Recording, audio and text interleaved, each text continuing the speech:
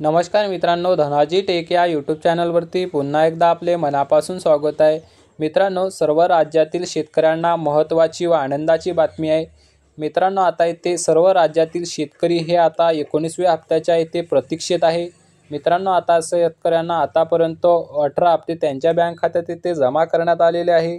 तर आता 19वा हप्ता कधी मिळणार आहे याबाबतचे सर्व लक्ष शेतकऱ्यांचे 19व्या हप्त्याकडे लागले आहे। मित्रांनो, आता येथे माहिती समोर आलेली आहे। 19वा हप्ता कधी मिळणार आहे ते आजच्या व्हिडिओच्या माध्यमातून आपण सविस्तर माहिती जाणून घेऊया। मित्रांनो, या व्हिडिओवरती आपण पहिल्यांदाच आला असाल तर आताच सबस्क्राईब करून ठेवा।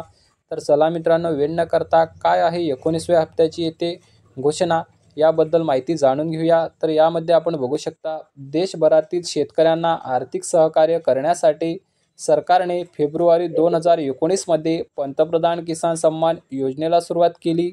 आतापर्यंत 13 कोटीपेक्षा जास्त शेतकऱ्यांना या योजनेचा लाभ झाला आहे। या योजनेच्या अंतर्गत सरकारने शेतकऱ्यांना दरवर्षी 6,000 रुपये दिले जातात। डायरेक्ट बेनिफिट ट्रान्सफरच्या मदतीने ही रक्कम शेतकऱ्यांच्या बँक खात्यामध्ये जमा केली जाते। सरकार दर 4 महिन्यात एकदा 2,000 रुपये देते, म्हणजेच 3 हप्त्यामध्ये 2,000 रुपये असे 6,000 रुपये सरकार गरजू शेतकऱ्यांना देते। मित्रांनो, फेब्रुवारी 2019 पासून ते आतापर्यंत सरकारने 18 हप्त्यामध्ये पैसे शेतकऱ्यांना दिले आहेत। आता शेतकऱ्यांना 19व्या हप्त्याची प्रतीक्षा आहे। ऑक्टोबर 2024 मध्ये शेवटचा 18वा हप्ता शेतकऱ्यापर्यंत पोहोचला होता।